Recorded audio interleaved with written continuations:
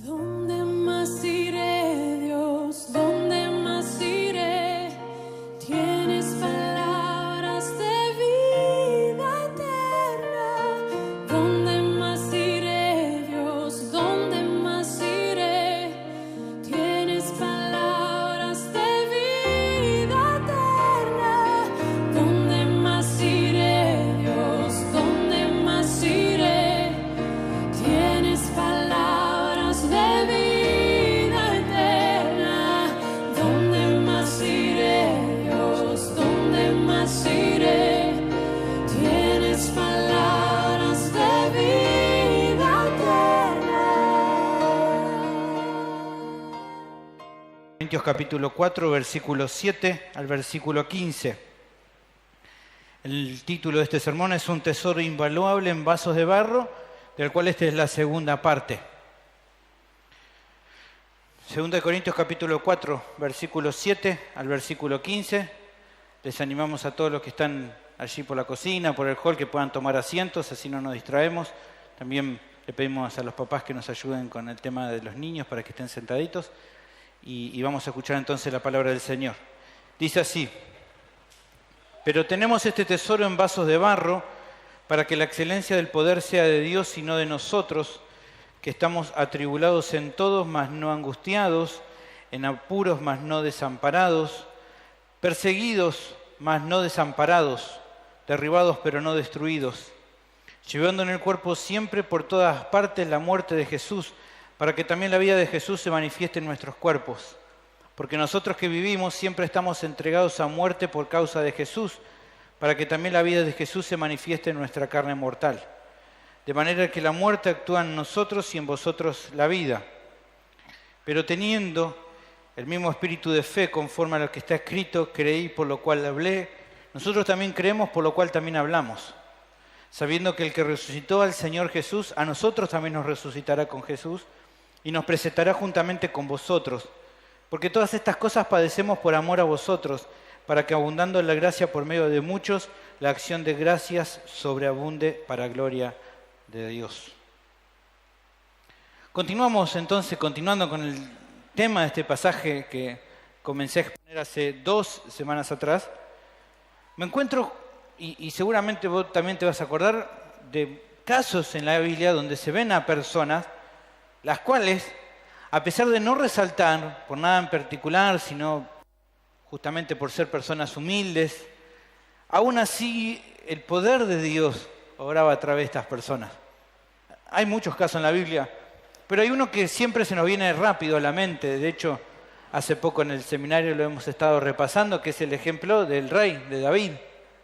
Si usted lo ve y revisa su historia, su condición era tan humilde y tan poco llamaba la atención que ni siquiera el propio papá de él le tuvo fe como para llevarlo a una reunión de entrevista de quién iba a ser el próximo rey. Usted lee 1 Samuel capítulo 16, versículo 10, y ahí había una reunión donde iban a ungir al próximo rey de Israel, y Isaí presenta a sus hijos y dice: e hizo pasar Isaí 7 hijos suyos delante de Samuel. Pero Samuel dijo a Isaí: Jehová no ha elegido a estos. Entonces dijo Samuel a Isaí: ¿son estos todos tus hijos? Y él respondió: queda aún el menor que apacienta las ovejas. Fíjense que no lo llevó ni a esa reunión. No le tenía, parece, mucha fe el propio papá. Y aún así, siendo que por lo que vemos no era muy considerado por el padre, sí la Biblia nos dice de que los reyes de Judá generalmente fueron evaluados respecto a David. En Primera de Reyes capítulo 15, versículo 3, por ejemplo, se nos habla del rey Abiam y dice que anduvo en todos los pecados que su padre había cometido ante de él, y no fue su corazón perfecto con Jehová su Dios como el corazón de David su padre. ¿Ven? Y luego en el versículo 11 se habla del rey Asa y dice: Asa hizo lo recto ante los ojos de Jehová como David su padre. O sea que, aunque para el propio papá de David, Isaí, no fue muy importante, la Biblia considera y la palabra de Dios nos muestra que es el estándar por el cual son evaluados todo el resto de los reyes de Judá. A veces también es difícil, no solamente por la condición de la persona, por cómo se ve, sino a veces es difícil que las personas no sean juzgadas de acuerdo al contexto de dónde vienen. A veces eso también, las personas juzgan y dicen, bueno, al mismo Señor Jesús le pasó eso. Si ustedes se acuerdan la charla que dos de sus discípulos, Felipe y Natanael, tienen, en Juan capítulo 1, versículo 46, dice, Felipe halló a Natanael y le dijo, hemos hallado a aquel de quien escribió Moisés en la ley, así como los profetas, a Jesús, el hijo de José, de Nazaret. Y Natanael le dijo, de Nazaret puede salir algo bueno. Lo estaba ya jugando por el contexto, ¿no? Me pongo a pensar, no sé, en mí, digo, de las Ferreres puede salir algo bueno. Bueno, no sabemos que va a salir algo bueno, pero Dios puede usar hasta a alguien de las Ferreres también. Él, para mostrar su gracia, puede hacerlo. Y esto es justamente esta paradoja que estamos viendo. La realidad es que podemos ver a personas tan simples como son los creyentes y cómo Dios los usa como una demostración de ¿qué? De lo valioso que es el tesoro, que es el Evangelio, la luz del Evangelio de Cristo que está en ellos, que muestra la gloria de Dios y que resalta sobre los vasos de barro que no tienen en un sentido ninguna gloria. Aún para los que no creen en el Evangelio muchas veces resalta la vida de un creyente como un vaso de barro que Dios se manifiesta con poder por medio de ese vaso de barro. En Hechos capítulo 4, versículo 13, personas que aún no creían en el Evangelio dicen, entonces viendo el denuedo, el valor, ¿no? La forma, la autoridad, la fuerza con que hablaban Pedro y Juan, y sabiendo que eran hombres sin letra, así del vulgo, se maravillaban. Les llamaba la atención. Bueno, tesoro en vasos de barro. Esa es la respuesta. Como ya vimos hasta acá, en el anterior sermón de esta serie, los dos primeros resultados de la obra del Evangelio de Cristo en la vida del creyente es que primero produce humildad, dijimos. Ese es el primer resultado. Y también dijimos que el otro resultado, y lo vimos, es que le otorga fortaleza en el medio de las aflicciones que le toca pasar. Pero también vamos a ver un par de resultados más hoy que produce este tesoro en vasos de barro. Y cabe aclarar, porque uno dice, bueno, pero esto es solamente para los pastores, para los líderes. No, estos rasgos, estos resultados, igual que los que vimos hasta ahora, deben caracterizar en un sentido a todos los creyentes. ¿Por qué? Porque todos los creyentes son portadores de este tesoro. Cada uno de nosotros, cada uno de ustedes. No es que solamente el pastor es un vaso de barro que tiene un tesoro. Cada uno de nosotros lo somos. Por lo tanto, estas características que estamos viendo no son solo marcas o resultados que se tienen que ver en la vida de un pastor, de un maestro, de un líder, de un diácono, sino en la vida de cada creyente.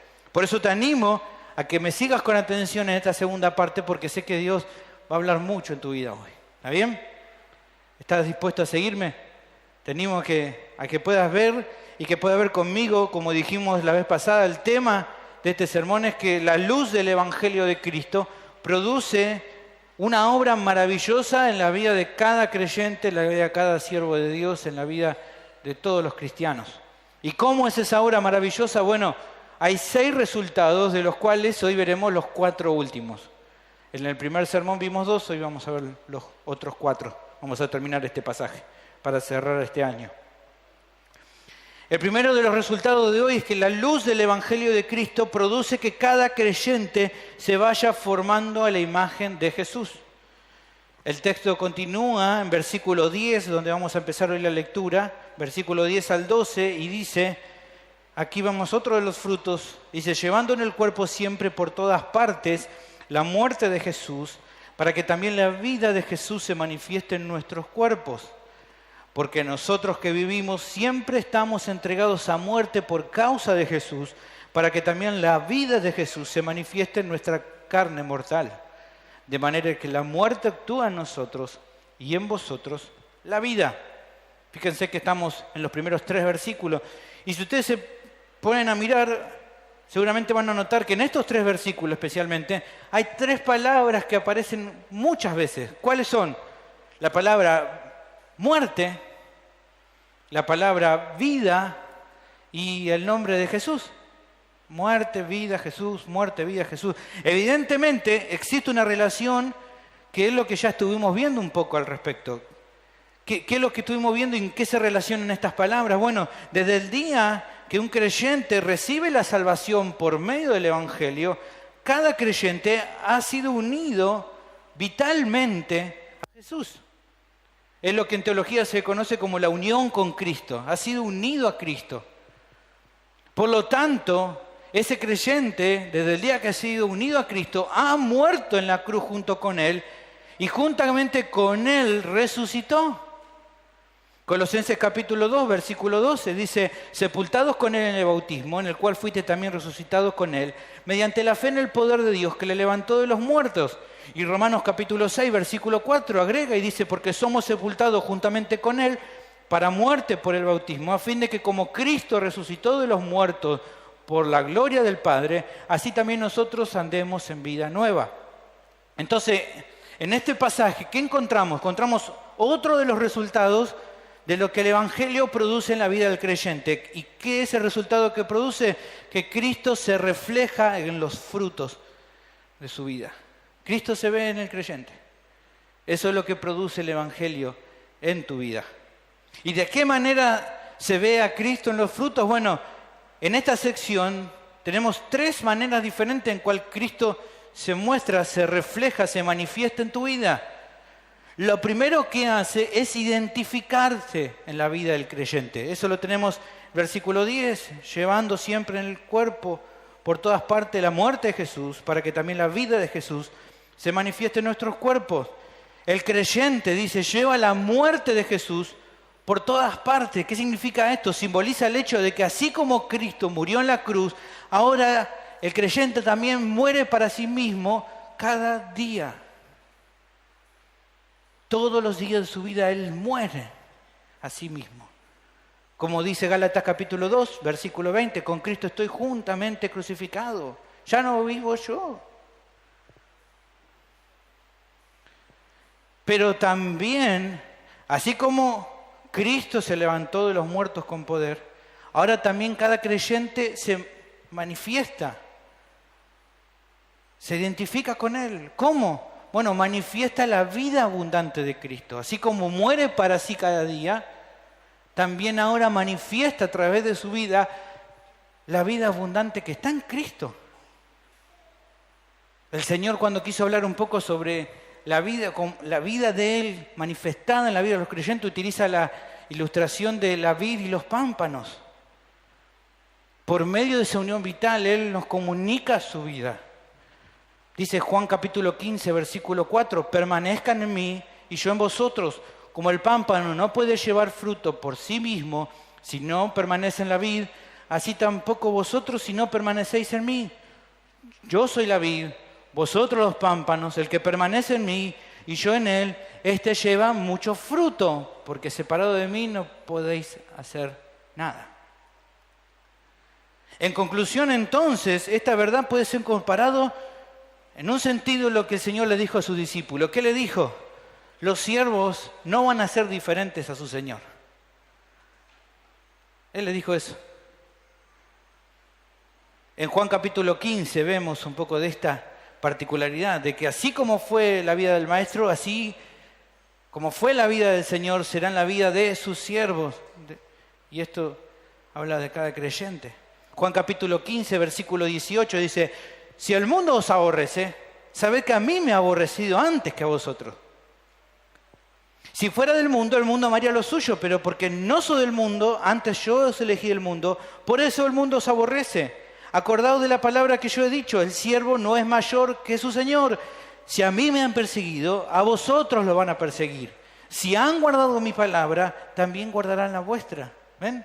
Todo lo que vivió el Señor, en un sentido, van a vivirlo los creyentes, sus discípulos. ¿Por qué? Porque los siervos son como su Señor. Eso entonces es la primera característica de que estamos hablando respecto a que Cristo se vea en nuestra vida. ¿Qué más también?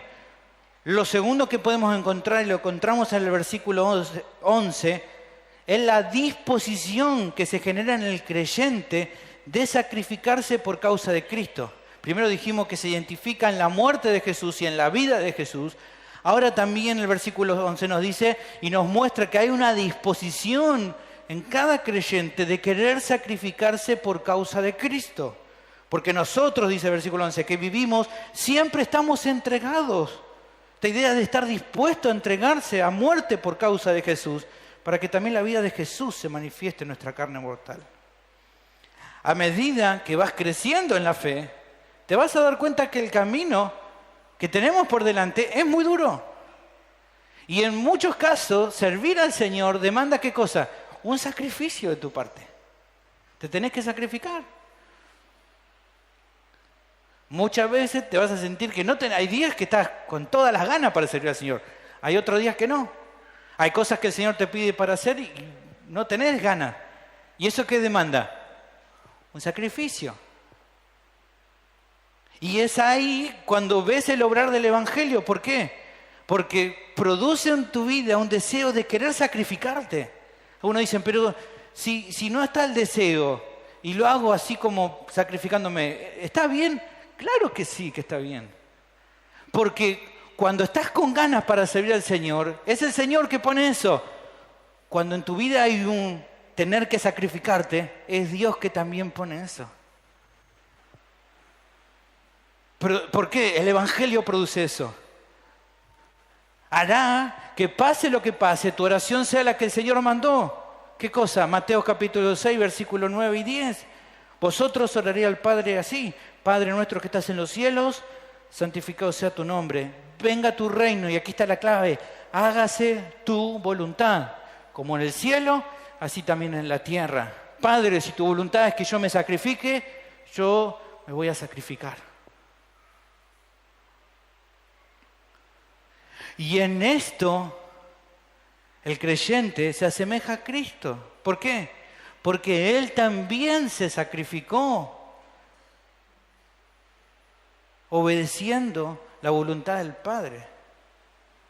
Él estuvo dispuesto a sacrificarse aún antes que nosotros. Él se sacrificó primero por nosotros. En Lucas 22, 42 dice diciendo: Padre, si quieres, pasa de mí esta copa, pero que no se haga mi voluntad sino la tuya. En eso estamos siendo como Él es. Y cuando estamos con esa disposición a sacrificarnos por Él, es cuando la vida mortal del creyente, en la vida mortal del creyente, se manifiesta ¿qué cosa? Lo que ahora es en Cristo. En tu cuerpo mortal, en tu vida finita, se manifiesta la vida eterna de Cristo. Lo eterno habitando en cuerpos mortales. La gloria de Dios, la gloria de Cristo en personas imperfectas. ¿Te pusiste a pensar eso? Es terrible. Como diría nuestro profesor de seminario, tremendo. Es así. Tremendo es pensar de que seres imperfectos como nosotros puedan mostrar la gloria del eterno Señor. Y aunque resulta asombroso, esto se ve en los hijos de luz, en los creyentes. Finalmente, se encuentra el propósito que se logra con esta manifestación de Cristo en el creyente. Por medio de identificarse con Cristo en muerte y en vida, y por medio de esta disposición a entregarse y a manifestar entonces la gloria de Cristo, es que logramos lo que dice el versículo siguiente, versículo 12, que otros sean beneficiados, de manera que la muerte actúa en nosotros y en vosotros la vida. O sea, que cada vez que te dispones a morir a vos mismo para cumplir con lo que Dios pide en su obra, vas a ser ¿qué cosa? Un canal de bendición para que otros se beneficien. Vos te sacrificás y otros son edificados. Vos morís para que otros tengan vida. Sos un canal de bendición para otros. Eso es lo que está diciendo aquí. Vos te sacrificás, otros se benefician, y así, nuevamente, en un sentido, seguimos las pisadas de ¿quién? De nuestro Señor, quien se sacrificó para que nosotros seamos beneficiados con vida. En Marcos capítulo 10, versículo 45 dijo, porque el Hijo del Hombre no vino para ser servido, sino para servir y para dar su vida en rescate por muchos. Está diciendo, yo me sacrifico para que ustedes tengan vida. Yo los sirvo para que ustedes se beneficien. De la misma manera el creyente se sacrifica para que los demás sean beneficiados. Y de esa manera, ¿a quién muestra? A Cristo. Estas tres características, hermanos, deben ser parte normal en nuestra vida. Una identificación diaria con el Señor en muerte y en vida. Una disposición voluntaria a sacrificarnos por la causa de Cristo. Y un anhelo ferviente de edificar realmente a otros por medio de los sacrificios personales que tenés que realizar. Y cuando esto está presente, como estamos recalcando, en tu vida, entonces es cuando Cristo se ve en vos, cuando están los frutos de Cristo en vos. Hace un rato me pareció genial, la apertura justamente habló de esto. A veces nosotros queremos ser más como Cristo y vemos a esto de una manera muy abstracta. Que queremos ser más como el Señor, queremos ser más como Cristo. ¿Y cómo es ser más como Cristo? Bueno, la realidad es que en un sentido, para ser más como Cristo, tenemos que ser más como esto que estamos viendo acá. ¿Qué es ser más como Cristo? Bueno, por medio del Evangelio tenés que morir a vos mismo, a lo que vos querés, a tus deseos personales, a tu comodidad, a un proyecto de vida individual, personal, y reemplazarlo por un estilo de vida que esté dispuesto a sacrificarse por lo demás. Ya no es vos viviendo la vida solo, sino vos viviendo la vida con otros. El Señor te pone en un cuerpo para que ahora viva la vida creyente, la vida cristiana. Y eso es un sacrificio porque vos mismo lo sabés. A veces uno dice, a dura pena puedo conmigo mismo y encima tengo que cargar con los demás. ¡Claro que sí! Dios quiere que así seas. Que vivas la vida cristiana junto con otros. Y de esa manera, al sacrificarte por ellos, vas a mostrar realmente a Cristo.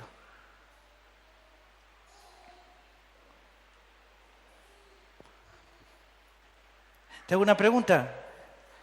Algunos a veces sorprenden algunas cosas. Mirá a tu alrededor. Mirá, haceme caso. Mirá a tu alrededor. ¿Ves personas a tu alrededor? ¿Ves hermanos nuevos? ¿Ves personas que están hace poquito en la iglesia? ¿Ves algunos que son miembros hace muchos años? Bueno, ser más como Cristo es sacrificarte por ellos. Es estar dispuesto a morir por ellos.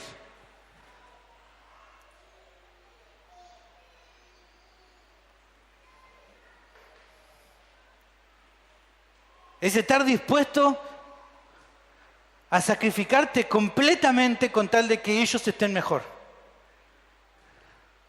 Eso es ser más como Cristo. Mi pregunta es, ¿estás dispuesto realmente a ser más como Cristo? ¿Son esto que mencioné hasta aquí algo normal en tu vida?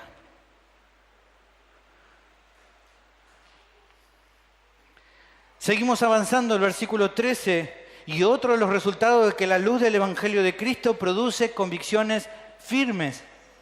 El pasaje aquí sigue con una nueva enseñanza, versículo 13.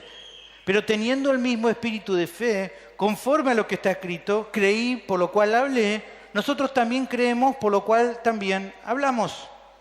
Aquí se cita, ¿no?, un pasaje del Antiguo Testamento para expresar la respuesta, ¿no? Ya sabemos que toda esta carta es en gran parte una defensa contra aquellos que estaban atacando al ministerio del apóstol, y justamente allí en Corinto había personas, falsos apóstoles, que estaban minimizando, tirando abajo el mensaje del evangelio que el apóstol está trayendo. Y entonces, ante esa acusación, ante esta actitud de las personas, la respuesta de Pablo, no solo contra estos hombres en Corinto, sino contra cualquier otra persona que quisiera tirar abajo el mensaje del evangelio, es lo que tenemos aquí. Él tenía la misma actitud de fe que lo que menciona aquí, que es el Salmo 116, versículo 10, lo vamos a ver ahora. Este Salmo 116, 10, que es el que menciona aquí el texto, es un salmo que refleja el convencimiento que tenía el autor del Salmo de que Dios estaba al control de todo y que sabía que en su misericordia Dios lo iba a guardar de caer. Si vemos en Salmo 116, versículo 5, vamos a llegar al 10 luego, dice... Salmo 116, 5. Clemente Jehová y justo. Sí, misericordioso nuestro Dios. Jehová guarda a los sencillos. Estaba yo postrado y me salvó. Vuelve, oh alma mía, tu reposa, porque Jehová te ha hecho bien. Pues tú has librado mi alma de la muerte, mis ojos de lágrimas y mis pies de resbalar. Andaré delante de Jehová en la tierra de los vivientes. Creí, por lo tanto, hablé.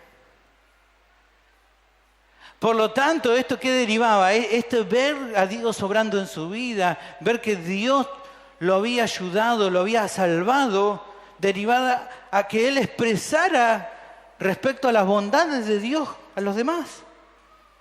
Versículo 12 de este Salmo 116 dice, ¿qué pagaré a Jehová por todos sus beneficios para conmigo? Tomaré la copa de la salvación e invocaré el nombre de Jehová.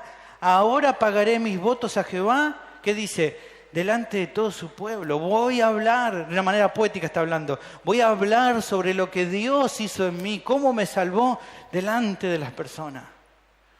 Creí, por lo tanto, hablé. Y este tipo de actitud no solo está en el salmista, no solo en el apóstol, sino en todos los creyentes. Aunque algunos nos quieren hacer callar respecto al Evangelio, nosotros también creemos, por lo cual también hablamos. ¿Acerca de qué? Acerca de la verdad de Cristo. ¿Por qué? Porque somos portadores del Evangelio. No sé si logra entender, y ahora lo vamos a seguir viendo. ¿Qué es lo que estamos viendo entonces aquí? Bueno, otro de los resultados que produce el Evangelio en tu vida, ¿qué es? Convicciones sólidas, convicciones firmes, convicciones fuertes en tu corazón. Un creyente se une a los apóstoles y dice como ellos en Hechos 4:20, no podemos callar lo que hemos visto y oído. El Evangelio impacta tan fuerte en tu corazón que ahora está el creyente plenamente convencido de qué cosa, no existe otra verdad. Creí, por lo cual hablé. Un creyente no puede asumir la opinión del posmodernismo. ¿Qué dice hoy el posmodernismo? Bueno, cada uno tiene su propia verdad. En realidad el mensaje encubierto de ese tipo de mensaje es no hay ninguna verdad. Pero nosotros no pensamos eso. Nosotros sabemos en quién hemos creído. Y sabemos que la palabra de Dios es la verdad absoluta. ¿Por qué? Porque proviene de Dios mismo. En Juan 17:17, ¿qué dice? Santifícalos en tu verdad. Tu palabra es verdad. Y en 2 Pedro 1:21 dice, nunca la profecía fue traída por voluntad humana, sino que los santos hombres de Dios hablaron siendo inspirados por el Espíritu Santo. Por eso nos paramos ante el mundo y hablamos la verdad del Evangelio. Aunque a veces nos digan de que somos gente de mente cerrada, por decir la verdad. O que nos digan que ustedes retrasan ya con ese mensaje. Van para atrás con ese mensaje. Es un mensaje de otros siglos atrás. ¿Cómo van a seguir defendiendo ese evangelio? La realidad es que los creyentes nunca vamos a negociar la verdad. Nunca. Aunque eso produzca que la sociedad nos persiga, aunque nos quieran tapar la boca, vamos a seguir diciendo la verdad. Vamos a seguir diciendo que el pecado es pecado y que el pecado es algo que Dios detesta. Vamos a decir que el infierno es real, no es un cuento para chicos. Y por sobre todo, vamos a anunciar que solo Cristo es el Hijo de Dios quien puede salvar al pecador de la condenación eterna, solamente en Cristo. ¿Por qué? Porque como dice Hechos capítulo 4, versículo 12, en ningún otro hay salvación, porque no hay otro nombre bajo el cielo dado a los hombres en que podamos ser salvos. Para el cristiano no es una opción el hecho de mantenerse firme en sus convicciones, no es optativo el hecho de predicar el evangelio y de hablar la verdad. Lamentablemente hoy en el mundo evangélico no vemos convicciones firmes en lo que creen. Creen, pero no hablan. Porque a veces ni siquiera saben que creen. Y como no tienen convicciones firmes, entonces, ¿qué van a hablar? Tristemente lo que hacen muchas veces hoy en el mundo evangélico es, en vez de presentar nuestras convicciones firmes, tomamos las cosas del mundo y la traen a la iglesia. ¿Por qué? Porque no quieren expresar muchas veces sus convicciones porque a la gente le ofende. Cuando en realidad tendríamos que esforzarnos para, en amor, hablarle a la gente la verdad. La gente necesita saber la verdad. Un enfermo necesita saber que se está por morir y de que el único remedio que tiene es la cruz de Cristo.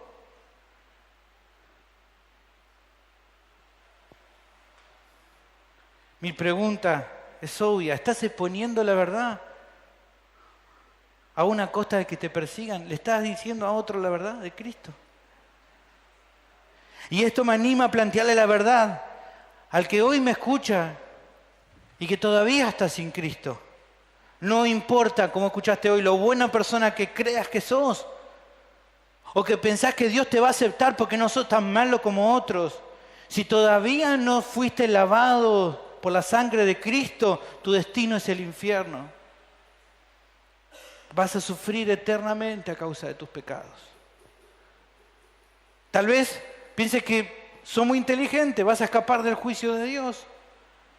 Tal vez pensás que un día vas a decir, bueno, pero un día voy a estar en la presencia de Cristo y le voy a decir que yo hice cosas muy buenas, entonces me tienen que dejar entrar al cielo. Yo me voy a parar ante él y voy a decir, mira, yo hice esto, vos sabés todo, así que me tenés que aceptar. Miremos lo que el Señor dice al respecto. Jesús dijo que hay personas que van a traer argumentos de este tipo, pero ¿cuál va a ser su respuesta? Mateo capítulo 7, versículo 21. No todo el que me dice Señor, Señor entrará en el reino de los cielos, sino el que hace la voluntad de mi Padre que está en los cielos.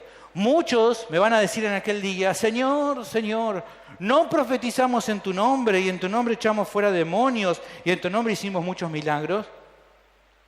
Y él que les va a decir, nunca os conocí, apartados de mí, hacedores de maldad. Nadie va a poder justificarse delante de Dios. Pero también quiero que sepas esto, Él no dijo esto porque esté recontento con la idea de destruirte en el infierno, sino que Él desea que dejes de confiar en vos mismo, en todas esas justificaciones inservibles que ponés y te abraces de todo corazón a su evangelio. ¿Qué dice ese evangelio? Que Cristo vino al mundo para vivir una vida sin pecado y tomar tu lugar en la cruz soportando toda la ira de Dios, que resucitó al tercer día y que Dios Padre lo hizo Señor sobre todo. Que la única manera de recibir la salvación es que te arrepientas de corazón, que reconozcas tu miseria espiritual y que te presentes con fe implorando su misericordia.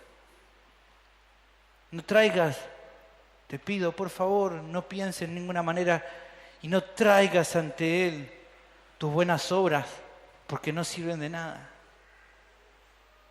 Solamente presentate ante Él con sinceridad. Pedile de corazón que perdone tus pecados.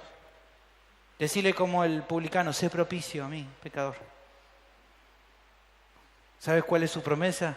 Que si clamás de todo corazón, Él va a perdonar tus pecados y te dará la vida eterna. Romanos 10:13 dice, porque todo aquel que invocar el nombre del Señor será salvo. Tu vida va a cambiar. Ya no vas a ser el que fuiste. Vení hoy a Cristo. Vení hoy a Cristo. Versículo 14 nos muestra el tercer resultado. La luz del Evangelio de Cristo produce esperanza en el creyente. Aquí el pasaje prosigue mostrando la base que sostiene a las convicciones sólidas que tiene cada creyente. ¿Cuál es esa base? Dice, sabiendo que el que resucitó al Señor Jesús, a nosotros también nos resucitará con Jesús y nos presentará juntamente con vosotros. ¿Cuál es la fuerza que motiva a un creyente a defender sus convicciones a pesar de que lo persigan, a pesar de que eso le genere que tenga problemas? Bueno, una de las motivaciones más fuertes, una de las bases sólidas que tiene, y es el resultado también del Evangelio de Cristo en su vida, es la esperanza puesta en lo porvenir. Esa es la base que tiene en su convicción, una esperanza puesta en lo que va a venir. Un creyente vive en el presente, esperanzado en el futuro. Pero algunos dicen, bueno, usted tiene mucha esperanza. Nuestra esperanza no es un consuelo de tontos. No es que estamos resignados porque, bueno, no encajamos con este mundo, entonces, bueno, es lo que hay. No es, como decimos nosotros, pan para hoy y hambre para mañana. No, no es nada de todo eso. La esperanza, de hecho, que tiene el creyente es la única que tiene valor en este mundo caído. Es la única esperanza verdadera. La gente, como sabemos, anda por este mundo y pensando y teniendo metas y sueños, y en esas metas pone su esperanza. Algunos tienen la esperanza de sacarse ahora en estos días, ya no sé si pasó, el gordo de Navidad, ¿no? Voy a comprar unos boletitos y a ver si algo que me va a salir. Y no le sale el gordo, entonces van al gordo de Año Nuevo. Y van tras todos los gordos y ningún gordo le pegan. Pero la gente tiene esa esperanza. Tiene la esperanza de conseguir un mejor trabajo, mejor plata. Algunos tienen la esperanza de ir a un lugar así como paradisíaco, ¿no? Con las arenas blancas, el agua transparente, arrecifes de corales. Esa es su esperanza, eso es todo lo que creen que necesitan en la vida. Algunos, y más el año que viene, ahora que empieza, tienen la esperanza de votar dicen, vamos a votar a un político, yo sé que va a sacar el país adelante. Tienen esa esperanza. Yo hace cuántos años que... Pero tienen esa esperanza. Hay unas personas que tienen esperanza de ganar mucha plata y no teniendo que esforzarse nada. Una esperanza media rara, pero bueno, algunos creen. Otros es al revés. Tienen la esperanza de romperse el lomo estudiando y trabajando para tener mucho, para tener una casa muy grande, para tener un auto 0 kilómetros. Y así tenemos un montón de cosas en lo que la gente pone su esperanza. El asunto es que la esperanza en todas estas cosas tiene fecha de vencimiento. ¿Por qué? Porque el día que se mueren no se pueden llevar nada de este mundo. No se pueden llevar nada. Todo lo que deseaban para ser feliz se queda acá. No se esa playa del Caribe no se la van a poder llevar al otro mundo. El auto 0 kilómetros no se lo van a poder llevar. No se lo van a poder llevar. Esa pareja soñada que tanto querías, no te va a acompañar. Te va a ir solito. La gente quiere tener fama, no se pueden llevar la fama, ni el prestigio, ni el poder, nada se pueden llevar del otro lado. Pero, en cambio, nuestra esperanza es la única que traspasa este mundo. Una eternidad con Cristo, recibiendo la herencia que Dios, por gracia, nos tiene preparado para el final de los tiempos. Eso va con nosotros. Es una herencia que, como dice Pedro, en 1 de Pedro 1, 3 al 5, no perece, no tiene fecha de vencimiento. Es una herencia que no hay que buscarle cuando vence, no hay que ponerla en la heladera porque si no se corta, dura para siempre. Dice, bendito el Dios y Padre de nuestro Señor Jesucristo, que según su grande misericordia nos hizo renacer para una esperanza que está viva, por la resurrección de Jesucristo de los muertos, para una esperanza, una herencia incorruptible, incontaminada, inmarcesible, que no se marchita, reservado en los cielos para ustedes, que son guardados por el poder de Dios mediante la fe, para alcanzar la salvación que está preparada para ser manifestada en el tiempo postrero. ¿Por qué es segura esta herencia? Porque Dios es quien prepara todo. Porque detrás de bambalinas, detrás del telón está Él manejando los hilos del universo para que un día tengas la herencia que Él te preparó.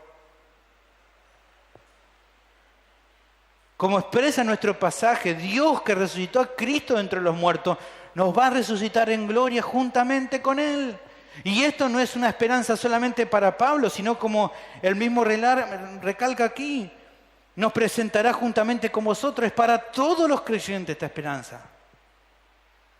Todos los creyentes serán puestos al lado de Jesús. Aquí la palabra para presentar juntamente es la palabra paristemi, que significa poner al lado de Jesús. La esperanza es que vas a estar al lado de Cristo. Así como por gracia Dios te salvó, Él promete que vas a estar al lado de Jesús en la resurrección de los muertos. ¿Y cómo los creyentes pueden estar seguros, tan seguros de esto? ¿Por qué esta esperanza de la cual estamos hablando no es una esperanza que tal vez la consigamos, sino que es una esperanza seguro? Bueno, porque Él nos prometió todas las cosas. ¿Y por qué podemos estar seguros? Porque Él es fiel y porque Él no miente. Hebreos capítulo 10, versículo 23 dice: mantengamos firme sin fluctuar la profesión de nuestra esperanza. ¿Por qué? Porque fiel es el que prometió. Y Tito capítulo 1, versículo 2 habla de la esperanza, Pablo, y dice: la esperanza de la vida eterna, la cual Dios, que no miente, prometió desde antes del principio de los siglos. Entonces por eso es segura, porque Dios que lo prometió es fiel y porque Él no miente. Vas a participar, vas a disfrutar de todas las bendiciones prometidas a Cristo. No porque, como vimos, sea una buena persona, sino porque estás unido a Él. En Efesios 1, 13 y 14 dice: en Él también vosotros, habiendo oído la palabra de verdad, el evangelio de vuestra salvación, y habiendo creído en Él, fuiste sellado con el Espíritu Santo de las promesas, que es las arras, la garantía de nuestra herencia hasta la redención, hasta que se cumpla y se nos entregue esa herencia para alabanza de su gloria. De más está decir, pero creo que el punto es claro, hermano, con todo lo que te estoy diciendo, de la esperanza. ¿Por qué es tan segura nuestra esperanza? ¿Por qué nos gozamos en esta esperanza? ¿Por qué es la base de nuestras convicciones? Porque como dice de una manera sencilla la palabra de Dios, Cristo es nuestra esperanza. Primera de Timoteo capítulo 1, versículo 1, Pablo, apóstol de Jesucristo por mandato de Dios nuestro Salvador y del Señor Jesucristo, nuestra esperanza. Por eso es firme nuestra esperanza. Una canción muy linda dice eso: tú eres mi esperanza y eso me basta. Nada más necesitamos. Cristo es nuestra esperanza. Algunos ven a la esperanza, dicen, no, la esperanza es lo último que se pierde. Bueno, el creyente quiere que la esperanza se termine pronto. ¿Cómo es eso? Bueno, nosotros queremos que se termine pronto esa esperanza, porque el día que nuestra esperanza se termine es cuando estamos en la presencia del Señor. Ahí ya no vamos a necesitar más esperanza. ¿Por qué? Porque nuestros ojos van a ver lo que tanto deseamos, lo que tanto esperamos, lo que hoy es fruto de nuestra esperanza. Es un anhelo semejante al que tenía Job. ¿Se acuerdan Job? Capítulo 19, versículo 25. Él estaba en medio de sus aflicciones, pero él tenía una esperanza final. ¿Cuál era esa esperanza? Yo sé que mi Redentor vive y al fin se levantará sobre el polvo. Y después de deshecha hasta mis pies, en mi carne de ver a Dios. Aquí una referencia a la resurrección, al cual veré por mí mismo y mis ojos lo verán y no otro. Aunque hoy mi corazón desfallece dentro de mí, aunque hoy paso prueba, sé que mi Redentor vive y al fin lo voy a ver. Mis ojos y no otro. Yo lo voy a ver. Ahora, después de ver todo esto, ¿ves la relación entre tus convicciones y la esperanza? Si sabes entonces que tu esperanza es segura cuando te vayas de este mundo, ¿qué importancia tiene lo que puedas padecer hoy acá? ¿Qué puede ser tan grave? ¿Qué puede ser tan difícil? ¿Qué persecución puede tirar abajo tu vida si sabes que tu esperanza está en lo porvenir, no en este mundo? Tristemente, hermanos, en general a veces los evangélicos les cuesta mantener firmes sus convicciones. ¿Sabes por qué? Porque no tienen su esperanza puesta en lo porvenir. Están acá en este tiempo. Se afanan por las cosas de este mundo, por este tiempo. Están tan sumergidos en las cosas de este mundo que dejan de mirar lo eterno. Por eso les cuesta mantener sus convicciones. Pero cuando te esforzás por atesorar para lo eterno, entonces sufrir en este mundo por causa de Cristo no va a lastimar nunca tu fe. Porque tu fe se apoya ¿en dónde? En la bendita esperanza que tenés. Los tesalonicenses eran un ejemplo de esto. Pablo les reconoce y le dice a los tesalonicenses: acordándonos sin cesar delante de Dios y Padre nuestro de la obra de vuestra fe, del trabajo de vuestro amor y de vuestra constancia en la esperanza de nuestro Señor Jesucristo. La fe de ellos se mantenía porque eran constantes en la esperanza. Y cuando vivís de esta manera, pensando más bien en lo porvenir que en este mundo, es cuando entonces podés decir, como dice Filipenses 1:21, porque para mí el vivir es Cristo y el morir es ganancia. Estás en persecución, padeces, no importa, no importa. Mi pregunta es, ¿en quién está puesta tu esperanza? ¿En qué está puesta tu esperanza? ¿Dónde está tu esperanza? Finalmente, la luz del Evangelio de Cristo produce un deseo en el creyente de querer hacer todo para la gloria de Dios. Finalmente, versículo 15. Porque todas estas cosas padecemos por amor a vosotros, para que abundando la gracia por medio de muchos, la acción de gracia sobreabunde para gloria de Dios. Esto es una declaración de propósito. Fíjense que hay dos para. ¿Para qué? Y después dice para nuevamente. Hay un propósito ahí. Como ya hemos visto, y aquí vuelvo a repetir, una vida que va a tener momentos de aflicción es lo que le espera al vaso de barro que porte este tesoro. Vas a sufrir. Si sos un vaso de barro que portador del tesoro del Evangelio, vas a sufrir. Perdón si a alguno le pincho el lobo, vas a sufrir.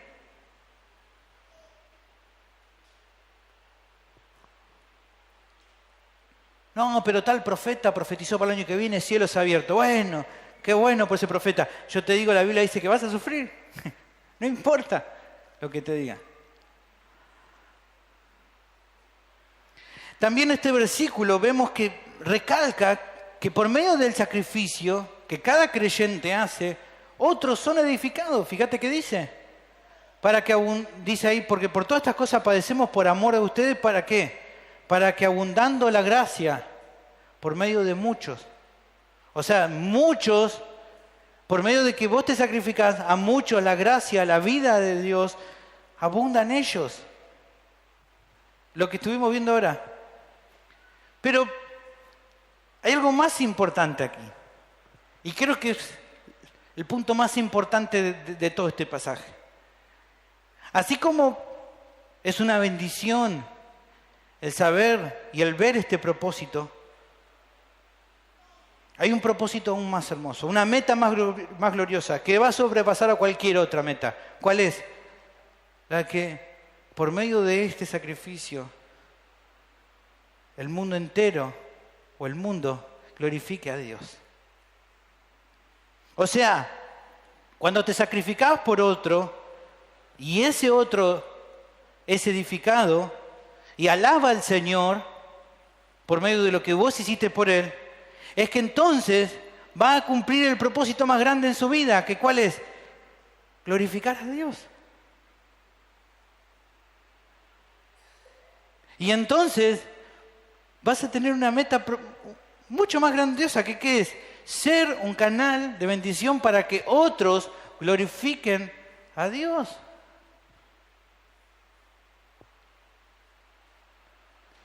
Y ahora vamos a, para que puedas entenderlo mejor, este es el último de los resultados que produce el Evangelio en tu vida. ¿Qué produce? Que vos quieras procurar que Dios reciba la gloria en otras personas y en vos mismo, en todo lo que haces. Que lo que hagas sirve para que las personas, para que el mundo glorifique a Dios. Como ya hemos visto una y otra vez, Pablo amaba a los corintios. Él los amaba, ya lo he dicho un montón de veces. Pero esa no era la razón principal por la cual hacía todo lo que hacía por ellos. Si nos detenemos en eso, tendríamos una visión muy humanista. Y no es así. Sino que como Él amaba a su Señor por sobre todas las cosas, Él servía a los hermanos para que entonces, cuando los hermanos eran edificados, los hermanos puedan darle la gloria a Dios y Él se sentía satisfecho por eso. El evangelismo, hermano, el discipulado también, buscan restaurar la adoración que Dios se merece y que el pecado ha destruido. Cuando predicás, imagínate, vas y le predicás a alguien el evangelio, ¿no? Esa persona se convierte. Es una bendición, ¿por qué? Porque, por así decirlo, has rescatado, o Dios te ha usado para rescatar un alma del infierno. Esa es una bendición gloriosa, pero hay un propósito más grande. ¿Cuál es ese propósito más grande? Que esa persona pueda glorificar a Dios, cosa que mientras estaba en pecado no podía hacerlo. Has logrado que una persona pueda cumplir el propósito más grande, que ¿cuál es? Glorificar a Dios. Porque para eso fuimos creados. No fuimos creados para muchas cosas que podemos pensar nosotros. Fuimos creados para la gloria de Dios. El pecado no permite que el hombre pueda glorificar a Dios.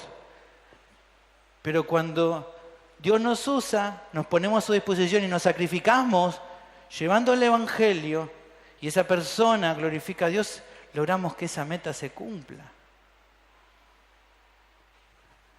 Pero no solo en el evangelio, a los incrédulos, cuando te sacrificás, cuando discipulás a alguien, cuando tomás el tiempo para ayudar, para discipular a otro, para gastar de tu vida con otro creyente, y ese creyente, por medio de tu obra, por medio de tu sacrificio, por medio de tu servicio hacia Él, se santifica, ¿qué es lo que lográs? Que esa persona adore mejor a Dios. ¿Por qué? Porque lográs que mortifique el pecado que no le permite adorar bien a Dios.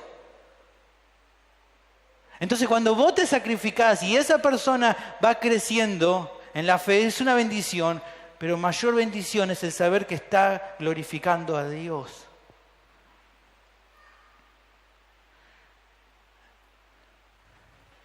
Esa es la meta que Él trazó para la humanidad. Él lo creó al ser humano para que disfrute de Dios, que lo glorifique como Dios que es. Ahora, pensá en eso. Dios te usa cuando te sacrificás, cuando vivís de acuerdo a esta manera, para cumplir con ese propósito que Él tenía planificado.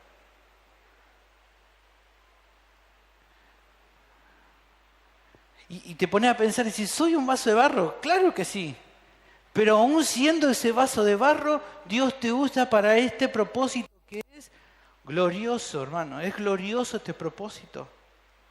Pero aún así Dios te usa.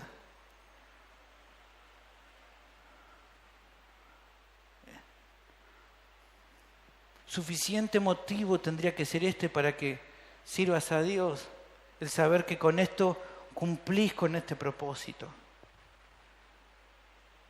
Hermanos, si el Evangelio no te impulsa a sacrificarte por los demás, no lo tomes a mal, o sí, tómalo mal, tenés que arrepentirte. Si el Evangelio no te lleva a sacrificar tu vida para que los demás sean edificados, tenés que arrepentirte. Tenés que dejar de lado otras metas que son insignificantes. ¿Qué quiere decir esto? ¿Que tengo que dejar de estudiar? ¿Que tengo que dejar de querer buscar un trabajo mejor? No, para nada. Pero si tu motivación en querer estudiar, en querer tener un mejor trabajo, no es lograr que otras personas puedan dar la gloria a Dios y que vos mismo puedas dar la gloria a Dios por medio de eso, estás fallando. O sea, por ejemplo, si estás estudiando porque querés decir, bueno, quiero tener un trabajo muy buen pago, pero solamente estás queriendo eso por el hecho de querer conseguir un beneficio solamente para vos, te equivocás, hermano. Si no estás pensando en todo caso decir, ¿cómo hago para que con ese trabajo pueda beneficiar, pueda ayudar para la gran comisión? Entonces fallás. Si te compraste un auto nuevo, muy lindo, te puedes comprar.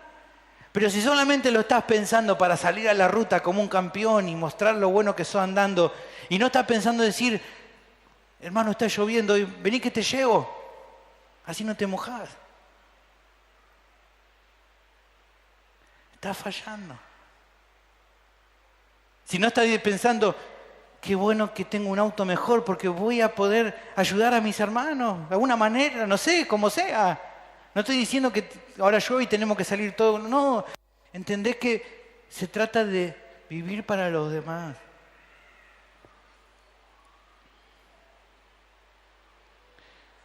Si te mudás a una casa y lo primero que pensás es decir, bueno, voy a buscar una casa, pero mi forma, mi meta es pensar cuál es la más cómoda, cuál es la más linda, cuál es la más amplia, cuál es la más barata. Montones de cosas que podés pensar. Están todos esos motivos bien. Pero ¿cuál tendría que ser tu principal motivación a la hora de pensar? ¿Esa casa me va a permitir estar cerca de más hermanos para compartir mi vida con ellos? Ah, qué fanático. ¿De qué se trata la vida entonces? ¿Por dónde pasa la vida si no es eso? La pregunta es decir, ¿esta casa me queda más cerca de otros creyentes con los que voy a poder compartir mi vida? Hay un montón de gente, hermano, y doy gracias a Dios, hay un montón de personas aquí que estudian un montón, que leen un montón de libros cristianos. ¡Qué bendición! Pero si no estás leyendo esos libros para poder a través de ese conocimiento edificar a otros, no sirve de nada. De nada sirve. Es solo una mente grandota así, con conocimiento. Usa ese conocimiento para edificar a los demás. Usa ese conocimiento, todo eso que lees que es precioso, para buscar edificar a otro, hermano.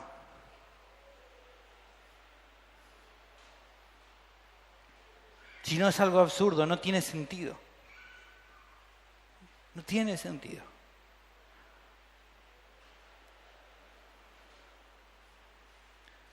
A los alumnos que terminaron la primera materia, si estudiaste esta materia para decir nomás, ya sé y ya conozco un panorama del Antiguo Testamento y no estás utilizando eso para edificar a otro, no te sirvió de nada el esfuerzo que hiciste. Usalo para edificar a otro. Usalo. Seguramente hay alguien con el cual podés compartir de lo que aprendiste y va a ser edificado. ¿Por qué? Porque es la palabra de Dios, obviamente. Me tomaría la atribución de parafrasear a 1 Corintios 10:31. Si pues comen, beben, estudian, trabajan, comparten algo en las redes sociales o hacen cualquier otra cosa, háganlo todo para la gloria de Dios. Mi pregunta es, ¿lo que haces es buscando dar la gloria a Dios? ¿Ves que Dios te esté usando para que otros puedan adorarlo? ¿O lo que haces apunta siempre a obtener algo mejor para vos primero? Mi pregunta para terminar es, empezando el año que está por comenzar, ¿está en tu mente? ¿Está en tu mente? ¿Está en tus proyectos procurar que las personas alaben y glorifiquen a Dios por medio de tu vida? Oremos. Padre,